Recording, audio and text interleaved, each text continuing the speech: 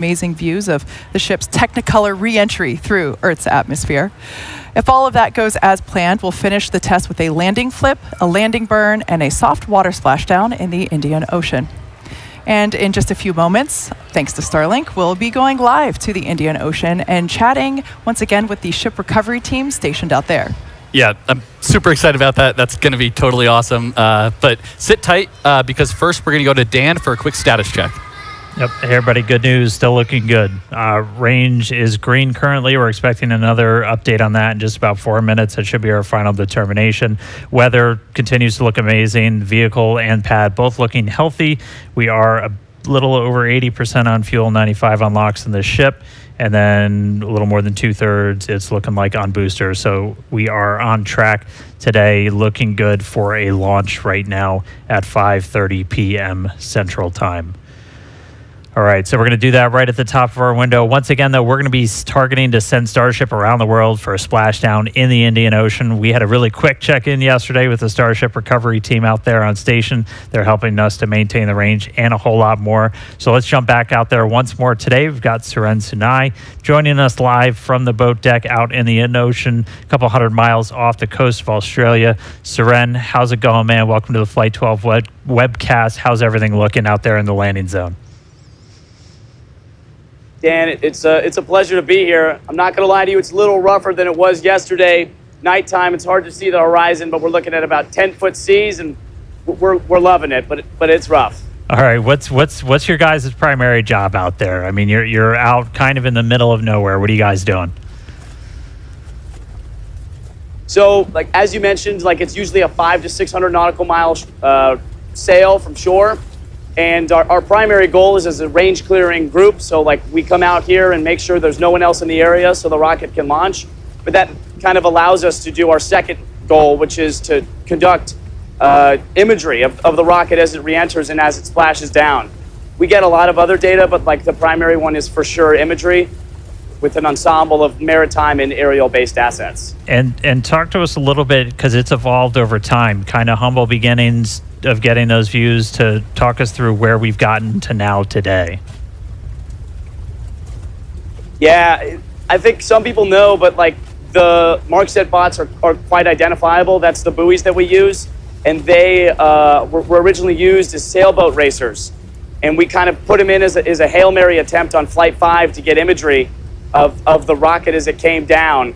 And we all thought it maybe would have worked, but we were super shocked and really pleased to see all of the buoys pointed right at the rocket as it came down, which was a testament to not only the scrappy engineering we were able to put together, but also the rocket's ability to land right on target. And then since then, we've kind of iterated more and more, and these buoys have become way more robust and have now a lot more data collection materials, not just visual imagery. And as a result, they kind of are the most mature versions they've ever been. And it's really cool because almost all the buoys that we're deploying even now for Flight 12, we just got them off our back deck a few hours ago, are the exact same ones that were used for Flight 5. And I saw a couple of user terminals. How's Starlink kind of playing a role in this entire operation? Dan, I'm not going to lie to you. If we didn't have Starlink out here, we would be screwed. Like just on like a usual basis of like working, we're allowed to like have calls with each other and like work on documents with each other, send things to each other in like a very timely manner because of the Starlink on the boat. But not only that, each one of these buoys is equipped with a standard Starlink Mini, the one you would just get from like ordering it commercially. And that allows us to not only operate the buoy remotely, but also to get live stream data and telemetry, which is honestly super useful. And I don't think we have another solution for it without Starlink. All right, before I let you go, what's it like? You're out there and then all of a sudden Starship appears out of the sky. What's that feel like, man? Dan, I can't lie to you. It feels awesome. Just like being on the boat, not seeing any land for miles and miles, and then hearing the Starship crack down with its sonic booms and watching it breach through the sky. It is one of the most magical feelings on Earth, and really excited to feel that again today. All right, well, thanks, Suren. Good luck, man. Hopefully we're sending the rocket your way real soon. Thanks for joining us in, man. I'm going to send it now back down to Kate and Jake for the latest progress we're making at Cape Canaveral in Florida. Thanks, Dan. Now, if we want to get to the moon and then Mars as fast as possible, there's really only one answer, and it's to launch a lot more rockets. Yeah, and to do that, we're going to need a few more launch pads and support buildings, which is exactly what we're working on over in Florida. So originally built for Apollo and then the Space Shuttle, Launch Complex 39A has flown 126 Falcon missions since SpaceX reactivated the pad in 2017. Yeah, I actually remember the day that we did that. I was able to host the live webcast for that first launch out of Pad 39A, and it was just so amazing to see that pad come back to life. And it's also exciting to see how today, almost 10 years later, the ongoing construction, as you see there on your screen, and the development that will bring a second launch tower to Launch Complex 39A. It's designed to expand our capabilities to support Starship launches in the future, while also continuing to support Falcon Heavy missions from the original Apollo Shuttle Falcon launch tower. Yeah, and we're not done. We're also building a Starship launch pad at Slick 37.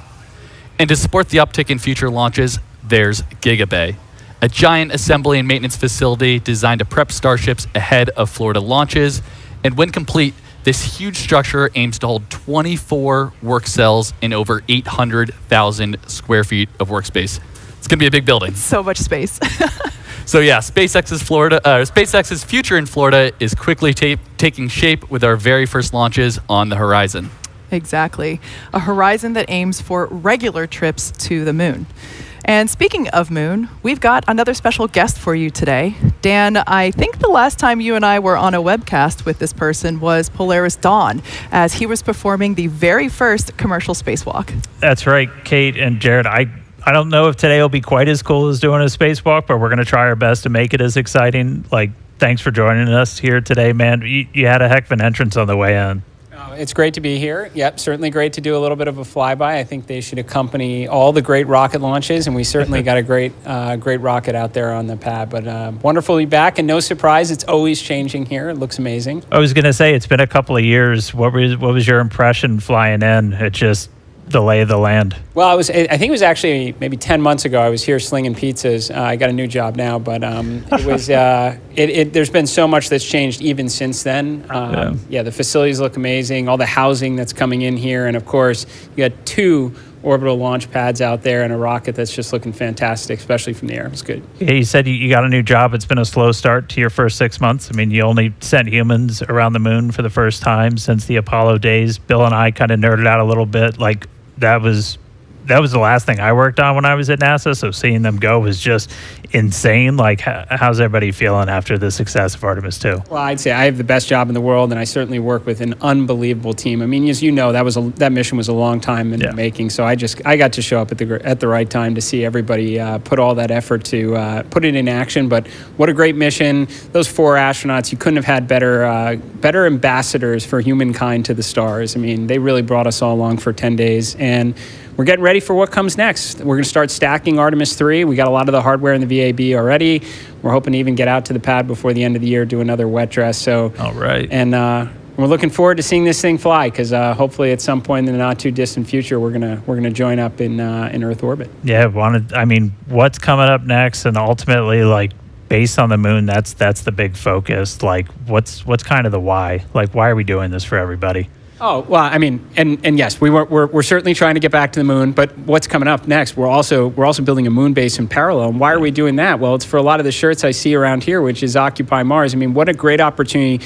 Go to the moon, return to the moon, build a moon base on the South Pole, interact with the water ice, right? Maybe work on some of those skills we're going to need when we're 4 days away from home for what we might need someday when we're 9 months away from home. But we got other things coming up too. You got Nancy Grace Roman, that telescope's going to launch later this summer. There's a lot of great, exciting things going on at NASA right now. Yeah, man. All right. Well, SpaceX, we're custom built to try and make life multiplanetary. We're super honored, excited to be part of this entire Artemis program. Really excited to see Starship, sending people to the moon, all of the different pieces working together. It's going to be a really exciting future. Oh, absolutely. Well, thanks for having me here. It's great to see everybody. Again, I know a lot of hard work leads up to a moment like this, so we're all rooting for you, and we're looking forward to meeting up next year in Earth orbit. All right, man. Well, I'll let you jump back in there. We got about 4 minutes to go. I'll toss it back down to Kate and Jake. Yeah, I think it's safe to say we could listen to you guys yap about the moon pretty much all day. It's so inspiring to hear about the future of exploration on the moon. And if you caught the show yesterday, you also heard some more future space exploration news. Yeah, that's right. From to Mission Commander Chun Wang will be one of the first humans to become an interplanetary traveler. Don't think I've ever said that word before. While also joining Starship's first mission to fly past the moon. Yeah. Incredible. Amazing. In fact, that Dragon capsule that you saw there was Dragon Resilience. That is the same Dragon spacecraft that Administrator Isaacman flew in both Inspiration 4 and Polaris Dawn. So it's a good one. Now, Dan, we're now coming back into a terminal count again. Anticipation is definitely growing as we proceed towards our second attempt. Once again, this is the first flight. We're aiming to fly for the first time, Starship version 3. Massive upgrades across the vehicle that you see at the pad there, as well as the pad itself. The good news is we've had a pretty quiet countdown today. We are looking at a green range still, not tracking any issues with our weather, with the vehicle, or with the pad for a launch. We are now getting into the phase where we're closing out prop load on the ship, and then booster is going to close out in about 15 seconds or so. Once we're fully done with this, you're looking at 11.5 million plus pounds of liquid propellant on board Starship and Super Heavy. We're going to get the pad itself ready, push back all of the propellant that's in those lines running from the farm up to the launch mount, just kind of harden the area and get it ready for launch. We're going to peek inside, hopefully see the engines do a little wiggle as we do our final steering check. That'll happen at T-minus 100 seconds, and then after we get through T-minus 40. If you tuned in yesterday, you're very familiar. If we need to hold, we can go into what's called rapid recycle, essentially, where we can hang out at T-minus 40 seconds. It's built in. We're only going to hold if there's an issue, not currently tracking one. They can pop up after we pass T-minus 40, but right now we're looking good. Hopefully going to move right past that. And then once we do pass T-minus 40 seconds, a number of events will occur in quick succession.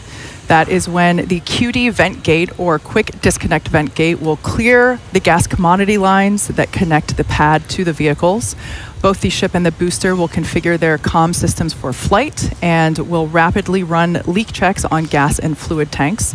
And the booster goes to internal power and its engines will get their final priming for launch, while the ship's engines begin their ascent bleed profile and arms the automatic flight safety system. Yeah, and once we pass T-minus 40 seconds, we still have the ability to rapidly recycle the count under certain conditions back to T-minus 40 seconds. Looks like we might be getting some engine wiggles here, as Dan mentioned earlier. These allow us to check out the thrust vector control actuators on these engines. It's important to make sure that they can steer. Yeah, that's definitely right. And flame diverter on pad 2 activates at around T-minus 17 seconds and enters what is essentially the point of no return at T-minus 10 seconds. If we have a hold close to T-minus 17 seconds, there's a chance we could recycle, but the closer we get to T-minus 10, the lower that chance becomes. We just heard we're at T-minus 1 minute. Yeah, so at this point in time, we're going to stop talking. We're going to let the rocket take over and listen to some amazing pad sounds of the first flight of Starship version 3.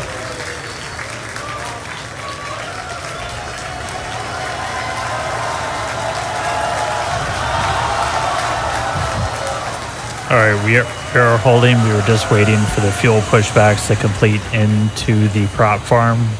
We did hear that did just complete, so expecting them to reset that hold shortly.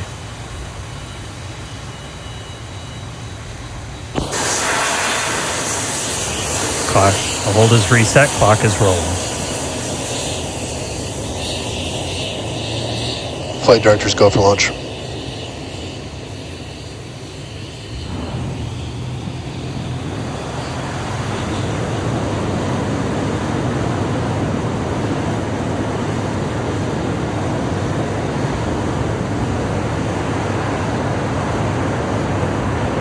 Minus 10, 9, 8, 7, 6, 5, 4, 3, ignition.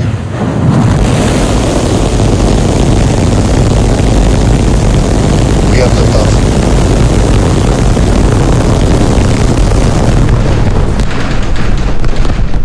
get you downrange.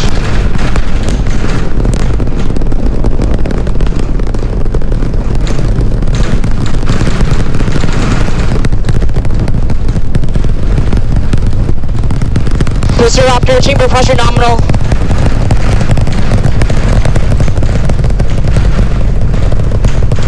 All right, we are T plus 30 seconds into flight, seeing 33 out of 33 Raptor 3 engines on booster V3, ascending over the Gulf now, coming up on maximum aerodynamic pressure. Booster and ship, avionics, power, telemetry nominal. Systems looking good. We're just passing through the period of maximum dynamic pressure.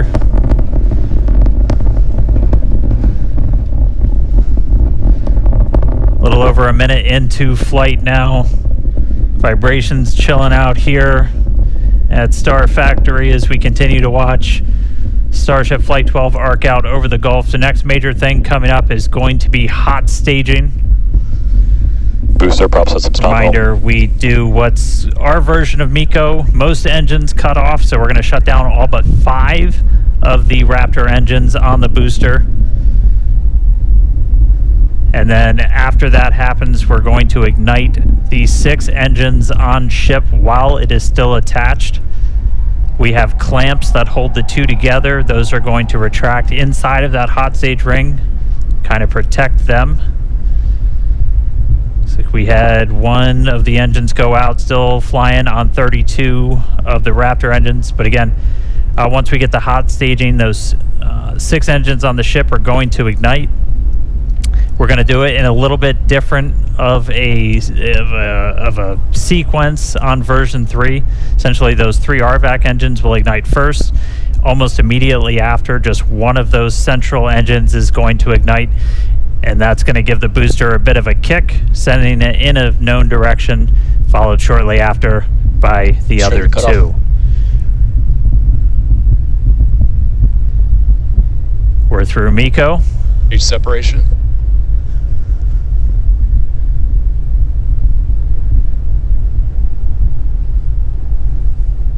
There you go. Successful hot staging separation.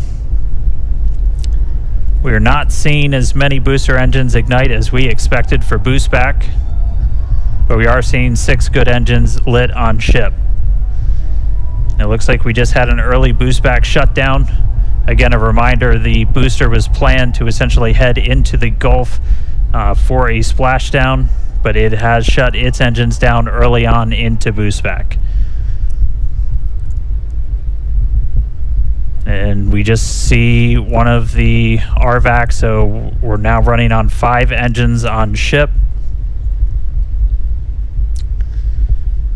We do have engine out capability, so it's going to continue into its ascent. You got booster on the left there, ship on the right. Ship, avionics, power, Again, and telemetry we are nominal. not planning on bringing the booster back for this flight, as this was the very first time.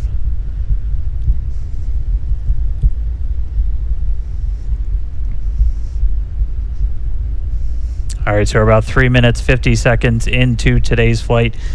Just a reminder that the ship planned to burn its engines for about 8 minutes and change. About 8 minutes and 11 seconds was our planned timeline for today. That could shift slightly as we do have 1 engine out, running on 1 fewer RVACs.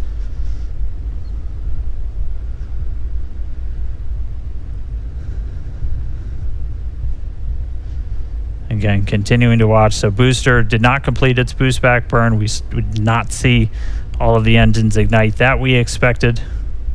Are continuing to get some views from it, though. That's going to make a splashdown somewhere in the Gulf. Reminder, we clear air, sea space, everything for these launches.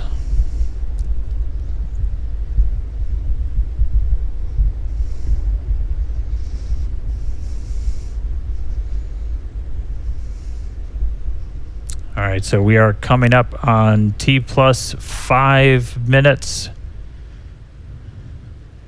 Ship continuing to fire 5 of the 6.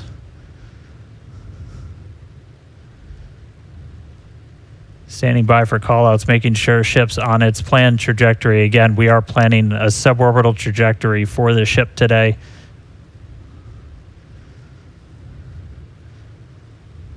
Booster giving us some views as it continues to make its way back down towards the water.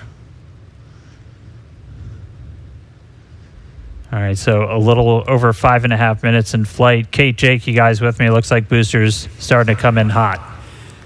Yeah, we had the opportunity to stand outside to watch launch, and wow, that was incredible. Yeah, that was really loud, really shaky, and I was actually surprised how fast the booster got off the pad, or the whole stack. That was quite incredible. Absolutely. So we have views here from the booster coming back down, making its way into the Gulf. Pretty cool to see. We have healthy chamber pressures on 5 out of 6 ship Raptor engines.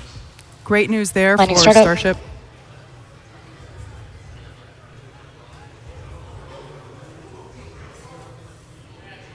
Once again, we were not going to bring the super heavy booster back to the tower. We were planning on having it land in the Gulf.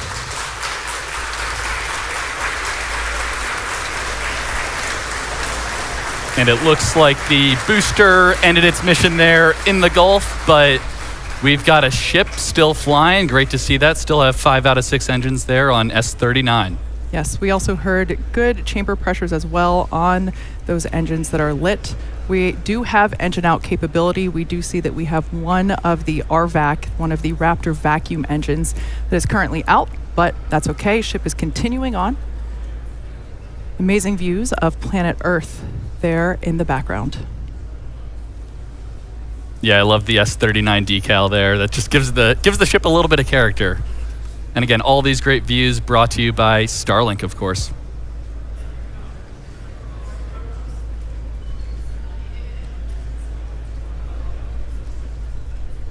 Yeah, obligatory shout out to the entire Starship avionics, camera, electronics team. Did a whole lot of work to get these upgraded cameras. A look inside of the ship skirt, you can see those 3 center engines ignited. The RVAC's continuing to fire as well. We did see at least a couple engines fire up on booster for that landing burn before we lost contact with it. We should have just a little over 20 seconds to go. We'll see if the burn extends a little bit for the engine out. Essentially, you can run your engines a little bit longer or throttle up a little bit more to account for the one engine not being lit. So right now we are standing by for SECO.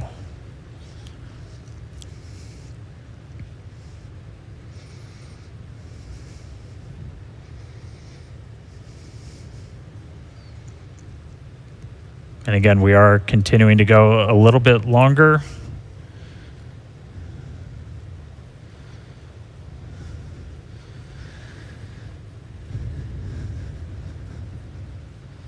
Five engines still burning on ship.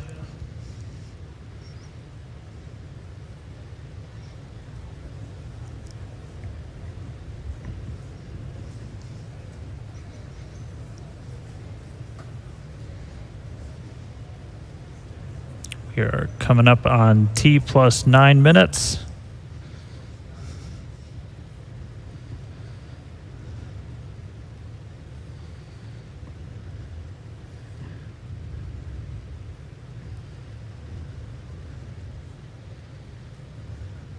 And starting to see shutdown.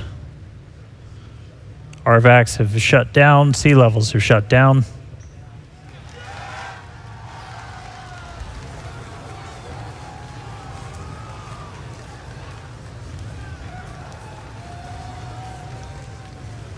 Seeing if we can get an update on the ship orbit insertion, but we have shut down again. We did run longer as we were engine out. We were flying with 5 of those 6 Raptors pretty much the whole time. Ship FTS is saved.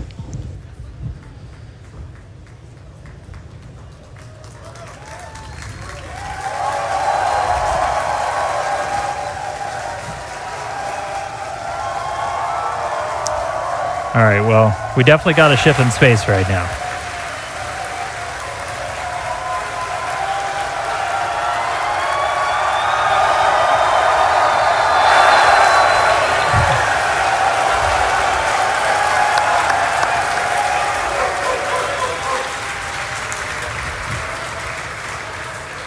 as you can see, the teams are incredibly excited to see Starship there in space. We are awaiting the call out of nominal insertion, so we're going to stand by for that. We can see the flaps moving here, actuating. But wow, the cheers here in the lobby are certainly almost as loud as liftoff was. Yeah. Man, a lot of action going on. And, we said at the top of the show, excitement guaranteed. And we're only 11 minutes in. We still have a lot more to go here on the mission today. So all objectives are done on the booster. So now all eyes are on the ship as we get ready for our in-space objectives. Exactly. So like I said, we're still standing by to hear the call out for nominal orbital insertion, but we've got a few minutes before the next milestone. So we're going to continue. We've got some amazing views here of the ship. Wow, it's just that this is our planet. This is our home.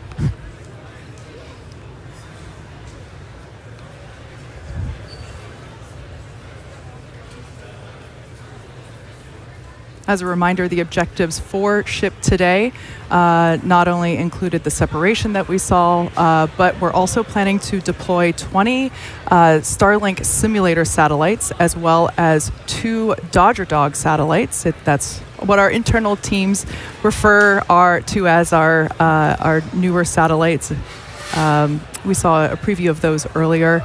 We should see those deployments here in a little bit. We're also hoping to perform a relight of a Raptor engine as well.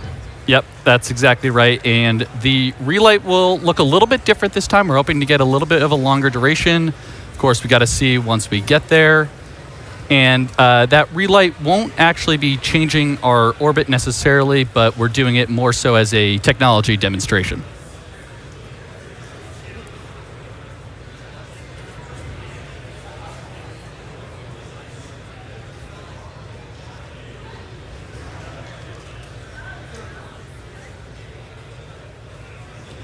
For those of you that maybe just recently tuned in, you missed a pretty exciting almost 13 minutes. We had a liftoff pretty much on time, almost right exactly at 5:30 p.m. We did have a brief hold at the T-minus 40-second period, but we were able to proceed through that, and we saw a gorgeous liftoff. Jake and I were able to stand outside and witness that with all of our colleagues, and what a moment. I'll tell you what, it is a heck of a lot louder out here than it was at Ad Astra. Absolutely. And a couple of things I noticed on the way uphill today on the ship. So obviously it looks like we lost one of the RVACs on the way, but that is a good way to demonstrate our potential engine out capability there. So exactly. I think we actually saw the 3 gimbaling engines kind of gimbal over a little bit to compensate for that offset and thrust. So that was really cool. That's something I know the team's been, we've analyzed that since Flight 1 all the way back. So it's something that we've thought about quite a bit, and it was kind of cool to see it in action in real life today. Yeah, absolutely. If you couldn't tell, Jake is on the Raptor team. Yeah. But one non-Raptor thing I noticed also back on the when we had the shot of the aft flaps, it's a little weird. We have tiles on the leeward side, so not on the side where we're going to see heating. And you might be asking, why are we putting tiles there? I had the same question actually. So I talked to some of our heat shield engineers the other day, and we're actually running. Yeah, here's the shot right here. Great. So the fact that we're seeing all these tiles still on the flap right now is really good, because that actually was one of our experiments where we wanted to test different connection methods on the way uphill on ship, so actually ascent. So it looks like most, if not all, the tiles are still hanging on there, so that's actually a really good data point. Looks pretty good to me. Now, once again, this view is from the side of Starship, which is basically the second stage of the Starship vehicle as a whole. This is one of the flaps on the vehicle that helps to control its position and attitude as it is orbiting, and also helps to control during re-entry as well. That's a critical phase. I mentioned earlier that we're hoping to deploy those Starlink satellite simulators, as well as perform an in-space relight of a Raptor engine. If all of that goes well, we will be targeting a soft splashdown in the Indian Ocean. We heard from Suren on the recovery team a little bit earlier. They are standing by waiting to receive the ship that we see here. All right, let's send it upstairs. Dan, how's it looking? Hey guys, we are looking good. It does look like we are within bounds of what we analyzed if we were down one of our RVAC engines. So I wouldn't call it nominal orbital insertion, but we're on a trajectory that we had analyzed, and it's within bounds. So team's continuing to work through it with that engine out. They're working through some steps on the engines. We probably will end up skipping the Raptor relight for today, but it sounds like we should still be on for payload deploy, at least at this time. So very dynamic moments right here with the ship, but we do have it in space. It is on a trajectory now, headed towards the other side of the planet, and then a splashdown in the Indian Ocean. It's going to start to get darker. We're heading into an orbital sunset, so we're gonna have darkness for a little bit, and then it'll brighten up once we're on the other side of the planet, and hopefully looking at some good daylight when we re-enter into the Indian Ocean.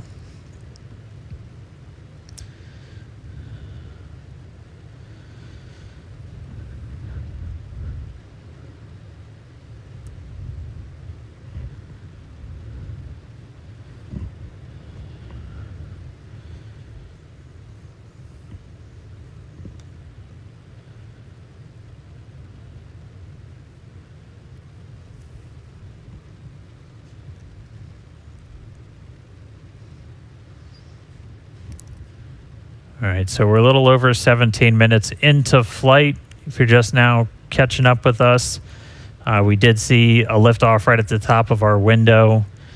Super Heavy getting off the pad, initially lighting all 33 of those Raptor engines, got through a successful hot staging.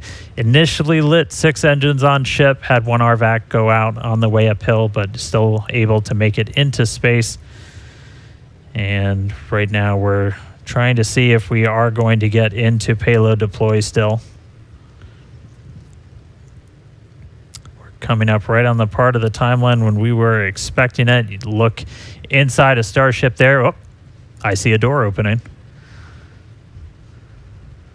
Looks like Hal didn't wait. Pez door is open. Just a reminder, we've got 22 deployables in the payload bay today.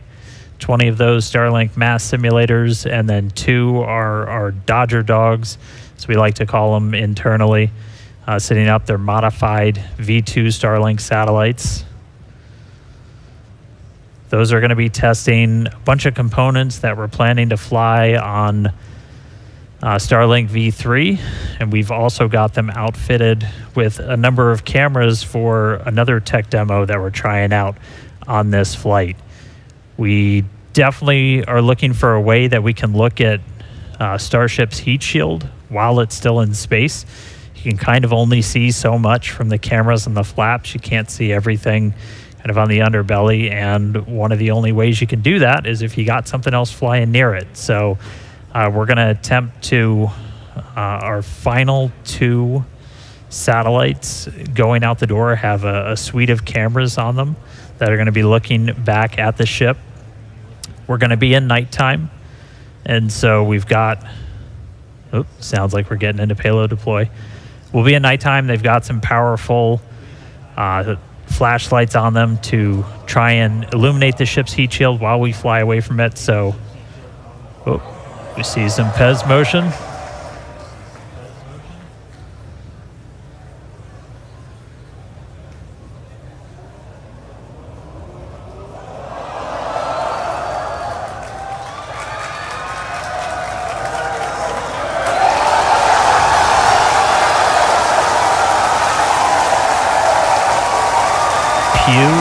Pew.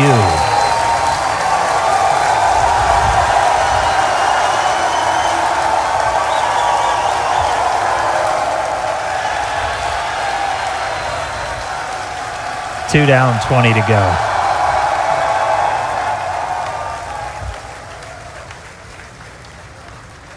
As a reminder, that's one of the things that we upgraded in version 3, kind of gave a little soup up to the PEZ dispensers, so those satellites going to move out a little bit quicker than they did on previous Starship flight tests. So first 2 out the door, 2 more on their way out.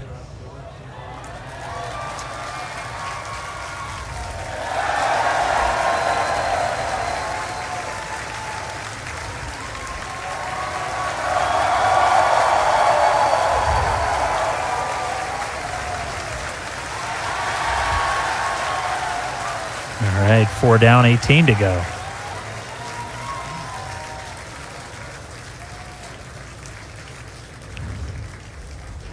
Flexing my basic math skills here today. Again, the majority of this stack, 20 of these 22 satellites, they're essentially just mass simulators, so they're roughly the same size as those Starlink V3 sats that we're hoping to fly later this year.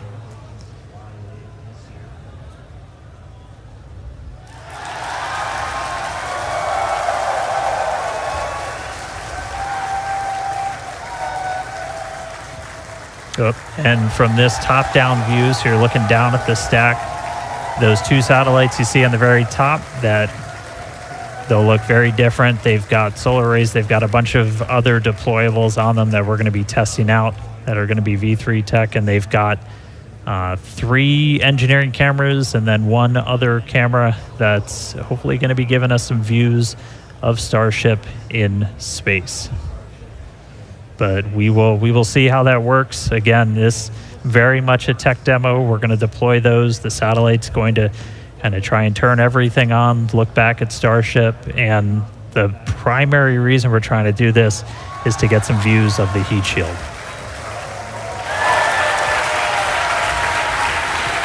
All right, 2 more out the door. 2 more out the door, and I think that counts, or that comes up to 8 total. As you can tell, the teams are stoked to see this demonstration happening. It's pretty incredible to see this happening live from space. Now, as we noted earlier in the show, but worth repeating, this Starship version 3 is built to deploy up to 60 of Starlink's more advanced V3 satellites. Everything's V3. Designed to offer 60 terabits per second of downlink capacity per satellite. Now, that is 20 times more than each Falcon 9 does today. Incredible. All right, I think that's number 10 going out the door. Yeah, there it goes.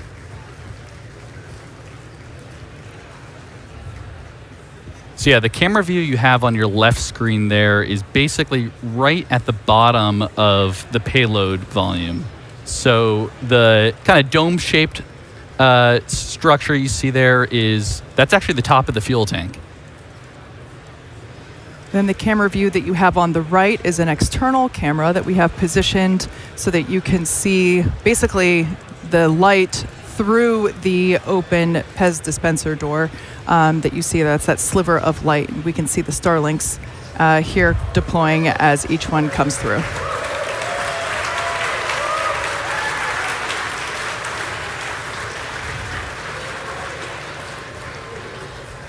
As we mentioned, we have 20 of these Starlink simulator satellites, and then we have 2 of these specially modified, as we call them, Dodger dogs around here. Those, as Dan mentioned earlier, they have some V3 tech on them, some solar arrays, and those will be the last 2 that will be deployed today. Yeah, that's right. And seeing this, as I think Dan called them turbocharged or supercharged PEZ dispenser, it's definitely coming out much faster than our previous flights. So that is really good to see. Yeah, look at that.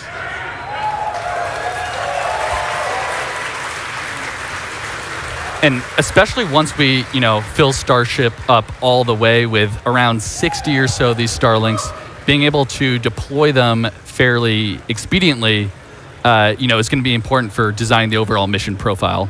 Yeah. Now, fans of Starship may know that Starlink enables lots of unprecedented views, both from space, as we see here, and on Earth. In addition to the dozens of cameras on Starship itself, we also have mobile Starlink camera kits deployed in the Indian Ocean. Yes, Starlink also connects our aerial cinematography units on the ground at StarBase and at other strategic camera spots around Texas. It's all part of how it all comes together to tell the incredible story of Starship both on and off planet. Yep. All right, we're getting low on the stack. It looks like we got 2 more of those simulators to go out, and then it will be time for our Dodger Dogs, those modified Starlink satellites. Just a couple of updates while we continue to watch payload deploy. Did get confirmation we're going to be skipping that relight of the Raptor engine, just due to everything that we saw on the way uphill. Those sea level engines, we're going to use them for a landing burn, though. They are still capable to be used for that. So we'll still look to do a controlled landing in the Gulf, but no in-space relight.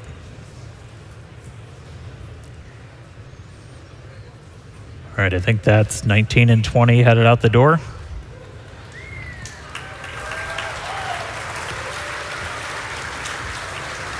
And then coming up are our Dodger Dogs. So these are modified V2 Starlink satellites. We do have a number of cameras on these that are going to attempt to look back at Starship. We're not going to get this video in real time, but we're going to try and turn it around if we do get some video down. So don't worry, if we get views of Starship from these satellites, we will be sharing.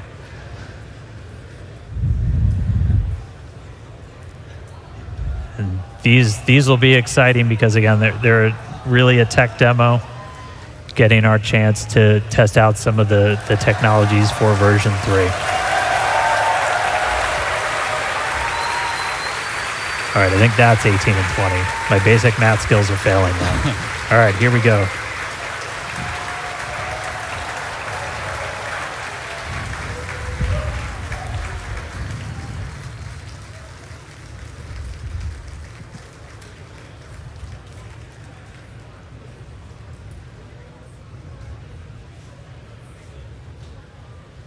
We're standing by for Starship, basically to serve the first Dodger Dogs to low Earth orbit.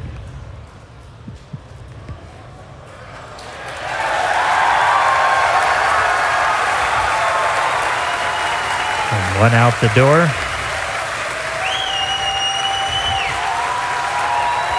And from this view, you can kind of see on the right side of the satellite, you see some bright white spots. Those are our flashlights. Beneath them, the camera is going to attempt to look back and image Starship's heat shield as it flies slowly away from the vehicle. And there it goes.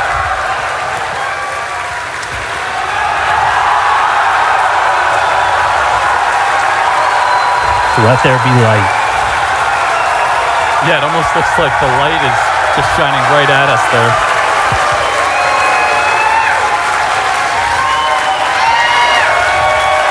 If you couldn't tell, we're pretty excited. Yeah. It is always sunny in space. Always sunny in space, and that looks like an empty payload bay. So Sure does. That's exactly what you want to see there. That's great. So yeah, with payload deploy complete. Oh, you can see the door closing there. All right, there we go. So yeah, with payload deploy complete, Starship will now close its...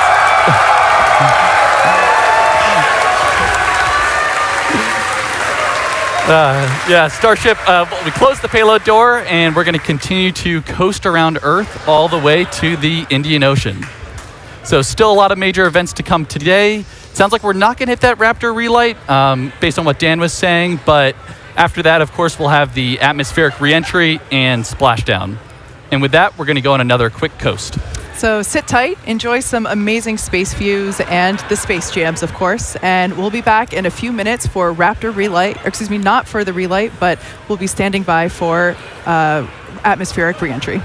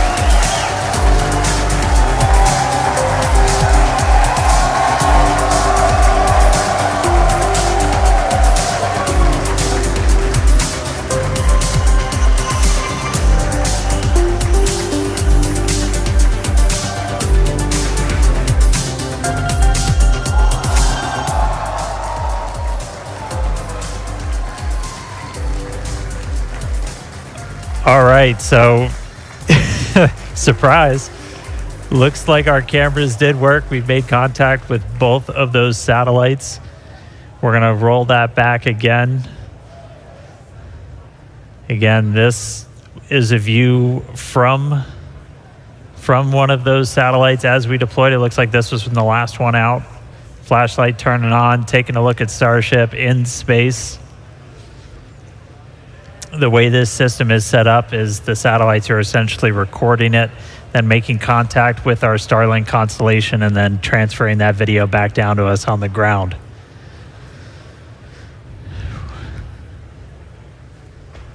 That's a Starship in space. So aside from just being really cool, this was our test to try and develop a free flyer that we could fire outside of Starship's payload bay, look back at it, and then do essentially a pirouette with Starship to get a look at the heat shield, where it's going to be really important when we start bringing these things back for a catch, which we are hopefully doing in the not too distant future, as they are intended to be fully reusable. But this will give us an opportunity to look at the heat shield while Starship is still in space. So there was a glimpse. We'll see if we get any more video down from those satellites, but I mean, that's one we've been chasing for a while, so really cool to see it come to fruition here on Flight 12. All right, coming up on 40 minutes into the flight, and we should start hitting the reentry period in the next 7 minutes or so. You'll start to see a light show building up.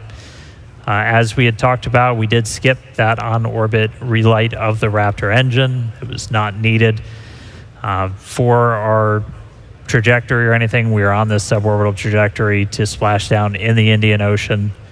We are going to attempt a landing burn. We'll see how they perform when we get there. And just a reminder, we are going to be stressing the ship on the way in. We're going to intentionally do a maneuver where we're going to kind of pitch the nose up and deploy those bottom flaps to really put a lot of pressure on them. So we'll see how it does through that maneuver, and then we'll be doing kind of a final banking turn before we get to a landing burn. So all that coming up in a few minutes. The light show should start beginning real soon.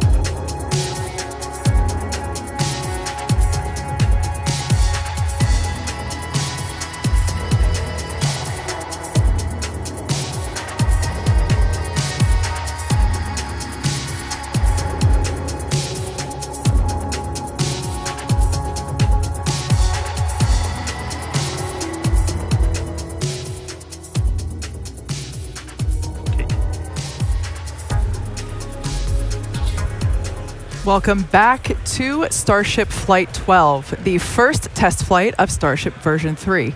As Dan mentioned earlier, we were able to make contact with the modified satellites just shortly after deployment. And as you may have seen, we got some sweet views of those sats looking back at the ship. Pretty cool to see. Yeah, those views were incredible. Now, as you see on your screen, currently the ship is re-entering the Earth's atmosphere. This is the plasma starting to build up on the exterior of the vehicle. Now, we do not plan to recover the spacecraft today, but rapid and reliable reusability is the ultimate goal. Yeah, that's right. And re-entry is a critical phase of flight, and we need information on how the ship's systems perform. Re-entry is an extremely demanding portion of flight where we essentially have to scrub all of the energy we use to launch the rocket back off in reverse. So the 18 million pounds of thrust that we had off 33 of those Raptor engines. Just a little. Just a little. We're now, and then another, several minute burn on the ship. We're now basically undoing all that energy here via aerodynamic braking, essentially. And of course, Starlink is a big part of it, as that's what allows us to actually gather this data and show these live views. And again, the data gathering is really the main reason why we're doing these flight tests. So Starlink provides us just one more path to collect that data that ultimately allows us to rapidly iterate Starship's design. Now, if ship manages to make it all the way through re-entry, we'll collect valuable data on the spacecraft flying through the Earth's atmosphere at these hypersonic speeds, which is basically more than 5 times the speed of sound. Now, we do anticipate that it might be a little bit of a spicy re-entry, so we'll see how far we get. Re-entry is typically a portion of flight where we don't have communications with the spacecraft because it's re-entering at or around orbital velocity, roughly 8 kilometers per second, or for those of us that think in other units, roughly 5 miles per second. At those speeds, the spacecraft is moving through the atmosphere, and it creates that plasma field that we saw forming around the vehicle. Yeah, and although the plasma looks really cool, it does distort some communication frequencies. So it's not uncommon to experience brief blackouts in communication. Of course, thinking long-term here, Starship is designed to land on Mars where there are no runways or other humans to help out. That's why we're going with the propulsive landing instead of a more traditional means like parachutes. Propulsive landing, not only, again, is it more cool, but it enables a more rapidly reusable rocket. Yeah. Now, we should hear some call-outs as the ship makes its way back to Earth. When we hear entry max heating and entry max Q, that means the ship has made it through the maximum heating and aerodynamic loads that it will experience as it returns. So if we make it through those, we're doing pretty well. Yeah. And you can see in the bottom left right now, we're at 23,500 kilometers per hour speed. That's just a crazy number to think about. But as we keep progressing in the mission, we are going to hear a call out when the ship is transonic and then subsonic. So transonic refers to the period of flight where the velocities of airflow surrounding and flowing past the vehicle are concurrently below, at, and above the speed of sound, kind of in that Mach 0.8 to 1.2 range. And for reference, commercial jets have a range of cruising speeds, but mostly fly around Mach 0.74 to Mach 0.85. And after we hear the call out that Starship is transonic, we should hear the call out when Starship is subsonic. This refers to speeds that are much less than the speed of sound, so at this point in the flight, ship's velocity will be slowing down. We definitely have a crowd still here in the lobby of SpaceX headquarters down here at StarBase, Texas. Everyone is, loves watching ship re-entry. It's always such amazing colors. This must be what it feels like to be one of those praying mantis shrimp. Can't remember exactly what the name is, but the ones that see in billions of colors. This is the closest I feel to being one of those. Yep. I think one other thing that's cool to point out right now is look in the bottom right. You can see where we are on a globe there. We're squarely in the Indian Ocean already, and we've only been flying for 53 minutes. Yeah. So pretty crazy. We went all the way from Texas to the Indian Ocean in less than an hour. Yeah. She flies pretty fast. She that flies is for very sure. fast.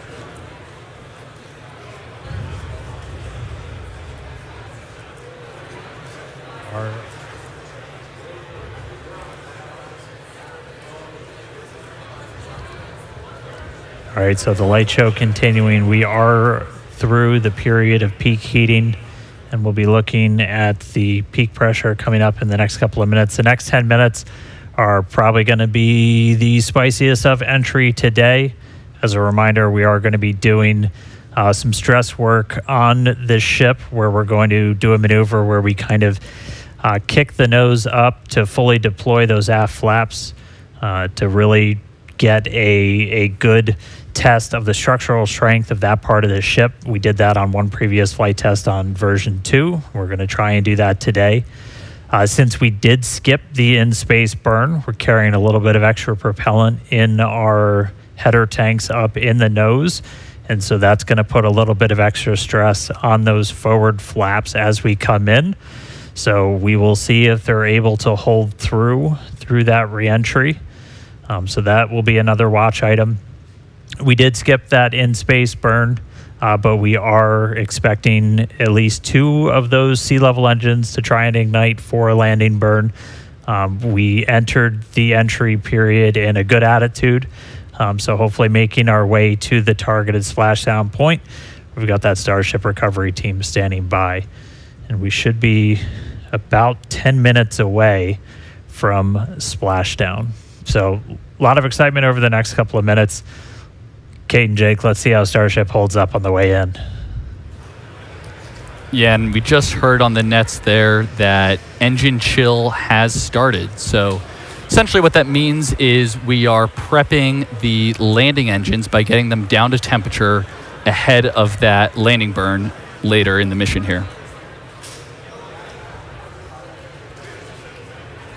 And on a lot of our previous flight tests, we've been removing a bunch of the tiles. If you've watched those, we were really intentionally trying to push ship beyond its limits. On the last flight, we even had basically a hole get punched into the liquid oxygen tank that you could see when we did the landing burn into the ocean, and this ship was still able to make it.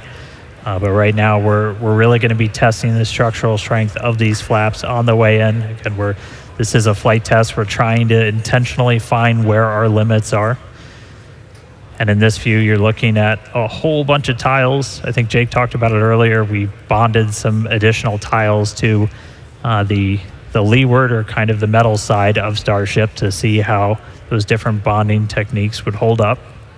And looking like we've got quite a bit still attached.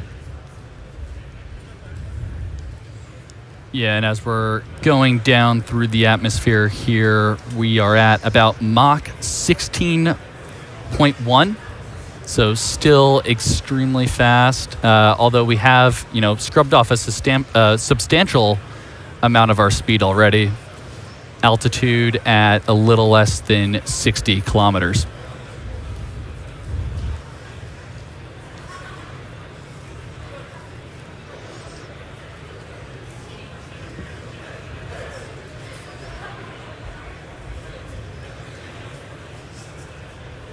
All right, we're about 8 minutes away from our targeted landing and splashdown time. Again, this is when the ship's going to start really Ship is getting put approaching through the ringer. end of the peak heating region.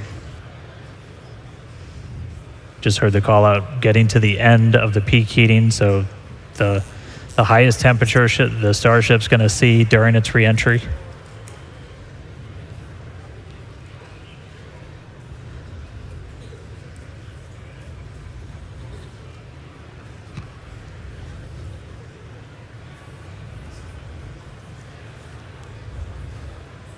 This camera angle changes as it is attached to the forward flap on Starship. So we're actually experiencing the articulation of that hardware, helping to steer the ship down for its precise landing in the Indian Ocean. Yep, that is just a really cool, kind of cool piece of perspective there. I know some people say it makes them a little seasick, but I definitely love it. It makes it feel like you're really riding along with the ship on the way down.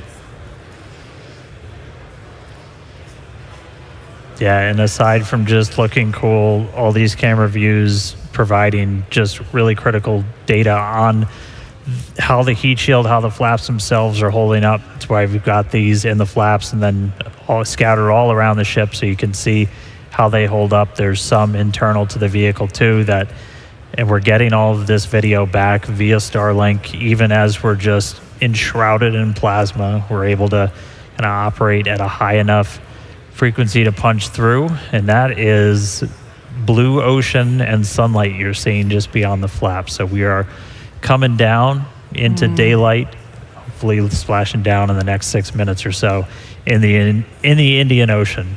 We've still got a couple of maneuvers lined up where we're going to be really stressing the flaps on the ship. So Ship has passed through the peak heating region. External temperatures are coming down.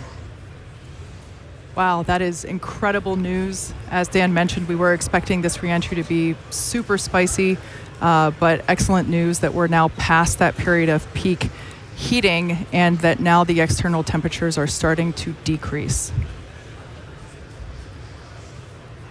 Those heat shield tiles there on the belly of the ship really doing a ton of work to burn off all of that inertia that the vehicle had prior to re-entering the atmosphere.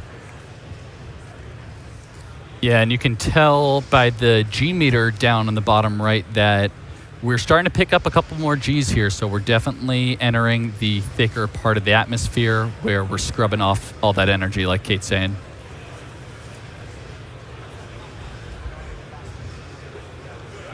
all right, just about 5 minutes or so to go. We're coming up shortly on the maneuver where it's affectionately called the flap slap, where we're going to kind of pitch the nose up on the ship, and you're going to see those aft flaps, the ones in the very bottom, fully deploy. Ship is at peak dynamic pressure. And we're now at peak pressure.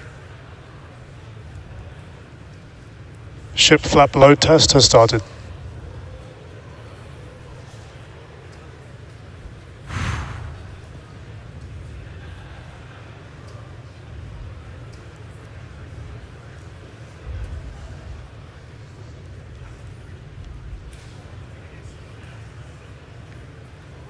Looks like it's holding.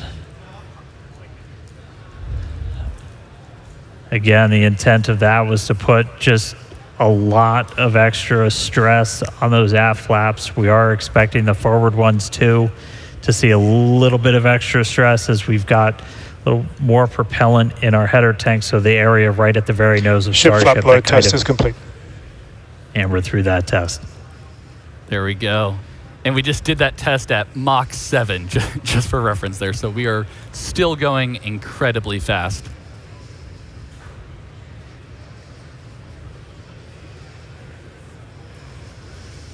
All right, we are just about 3.5 minutes or so away from our targeted landing burn. Again, we're expecting to try and see 2 of these Raptor engines light for the landing burn. Normally we plan for 3, but we're going to give it a try with 2.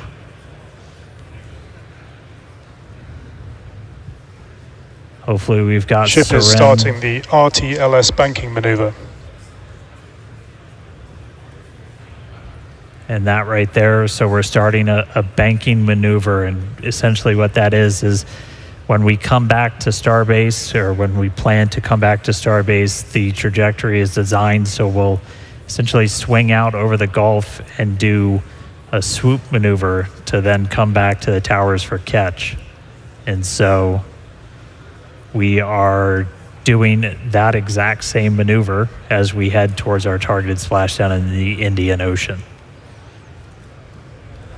Yeah, and that call out there that we heard, RTLS, stands for Return to Launch Site. So definitely a pretty cool thing we're demoing here on the ship. You know, as in the future, we are going to be trying to bring the ship back to the launch site, which is going to be absolutely insane. Absolutely. But of course, we want to test out these maneuvers, these principles prior to actually bringing the hardware back to the pad. This is the same reason why we were intentionally not trying to bring the booster back to the pad. So we're trying all these things out in this developmental phase of the vehicle, and really proving what a test flight is. Absolutely. Dynamic pressure is coming down. All right, we heard there dynamic pressure coming down, and I'd say we're in a pretty good bank right now. Yeah, executing the power slide. We're about 90 seconds away from our anticipated landing burn. Clouds coming up, pretty sunrise on the other side of the planet. Starship is subsonic and is on target.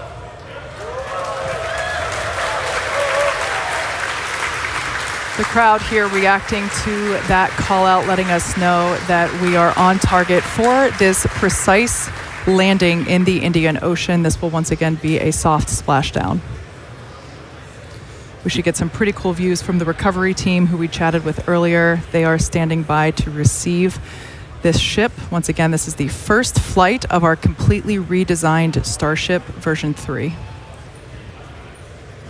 Yeah, and if you remember the suborbital flights from a few years ago, this is very much the same regime that we're in here. So we're sub 15 kilometers, executing what we call the belly flip maneuver. Yes, serial number 8, the first belly flop. I remember it well.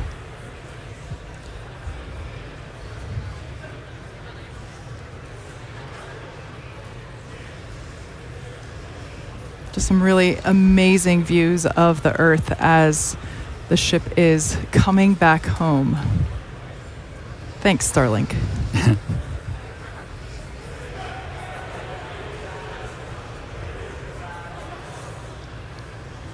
Yeah, you can see the aft flap there making minor corrections. Starship is turning for final approach to landing site. Look at that turn. There we go. Minor corrections and a full turn. Yeah, Starship doesn't fly like an airplane. It's a lot more like a skydiver. Full belly flop on the way down, using those flaps similar to arms to help change the path of the air over you. Coming up real soon. Again, going for a landing burn, trying to light 2 of these Raptor sea level engines. Landing burn startup. Landing burn startup. 2 engines lit.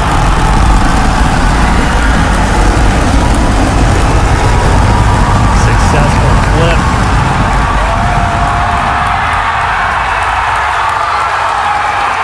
Buoy cam Starship is catching landed.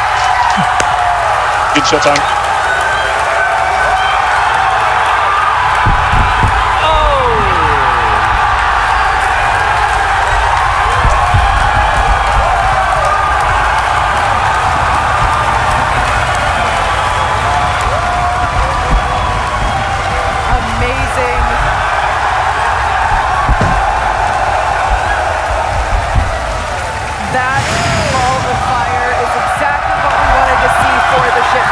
As weird as it may sound to hear, but it is the truth. Absolutely wild. At the beginning of the show, We're pretty hyped. we guaranteed excitement at the beginning of the show, and I'd say Starship delivered. Absolutely. An incredible day for Starship. That was the first flight of that completely redesigned vehicle. As you can tell, the teams are incredibly proud of what we just saw. Yeah, V3 definitely showed up. That was amazing. Yeah. Yeah, we've pretty happy crowd in the control room behind me, I will say. It's probably the most excited I've seen a lot of people in a really long time. On target landing. Wow. Actually, let's jump over. Hey, Tyler, how's everyone holding up in Hawthorne? We're having a great time, Dan. Thank you so much. That was another exciting Starship flight in the books, and we hope that you enjoyed those awesome Starlink views. So congratulations to the team at StarBase and everyone here and around the company. So many employees have contributed to the Starship program as we continue to iterate and make progress towards a multi-planetary future. So that wraps it up for us here in Hawthorne. Thank you guys for tuning in. And back to you, Dan. All right, thanks. So just to recap, we lifted off right at the top of our window, 5:30 p.m. Central Time. We were able to see the booster light 33 of those Raptor engines get off the pad and ascend over the Gulf. Successful hot stage separation. Initially lit 6 of those Raptor engines, lost one of the RVACs on the way uphill, and then the booster didn't complete its full boost back. Its mission ended a little bit early, but landed in the clear area that we had set in advance. Once we were on orbit with SHIP, we were able to get through our payload deployment, 22 satellites, the 20 simulators, the 2 Dodger dogs, which successfully turned on cameras. We'll see if we got any more views from those. So obviously stick around. Skipped the Raptor relight, but made it through re-entry, on target landing in the Indian Ocean. You saw those views. Starship made it. It's been a long time coming. We're really excited to see this vehicle fly, and there are several more on the way. So that's going to do it for me up here. Send it back down to Kate and Jake and everybody who I hope is at least a little bit excited down in Star Factory. Oh yeah, it is absolutely insane down here. We would, of course, want to thank the fine people of Cameron County, including the residents here at StarBase, as well as the Coast Guard, the Federal Aviation Administration, the government of Mexico, and of course, the Australian Space Agency. Yeah, so honestly, just huge congratulations to all our teammates here at SpaceX and everyone who's supported the Starship mission just in general here. It's been a massive effort, really incredible. Yeah, there's a lot of people that worked really hard to make things look easy, so shout out to those teams. Now be sure to follow SpaceX on X for updates and more exciting views that we didn't get to show you on today's live program. I have a feeling we'll see some pretty amazing stuff come from those demonstration satellites that we were able to show some initial footage of. Now, if you're interested in more launch coverage, head on over to our profile on X. We also have SpaceX.com/launches for you to check out for the most up-to-date information. So thanks to all of you for tuning in. We're going to close it out and celebrate with our colleagues. Thank you so much for tuning in, and have a great night. We'll see you next time.